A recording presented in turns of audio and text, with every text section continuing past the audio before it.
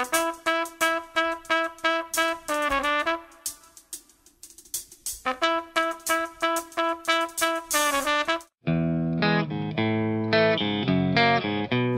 camera na ang gamit ng mga meter reader.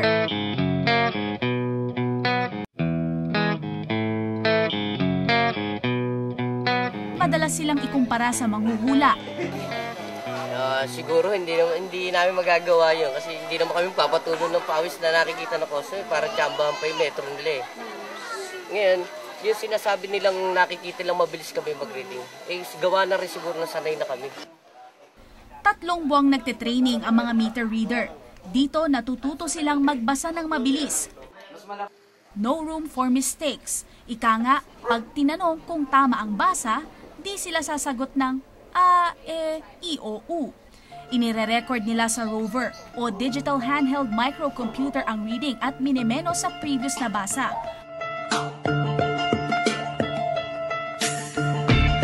Ang kwenta nito ang siyang konsumo for the month.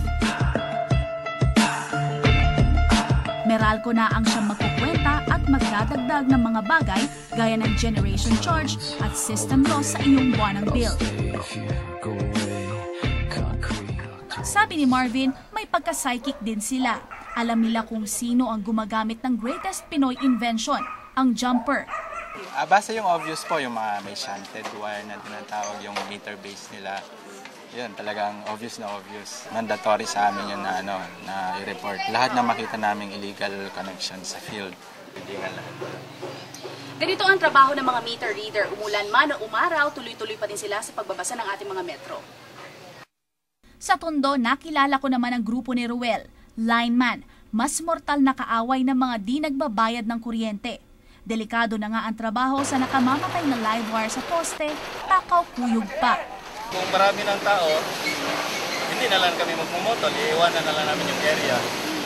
Pag gano'n. Sa sunod na araw naman, babalikan namin pero may escort na kami.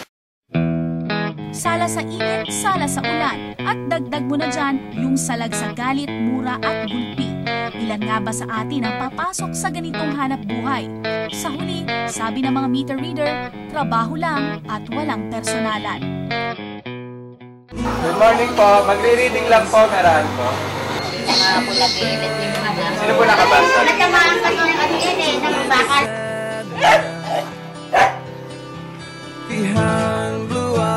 Faye Tobias po, dokumentado.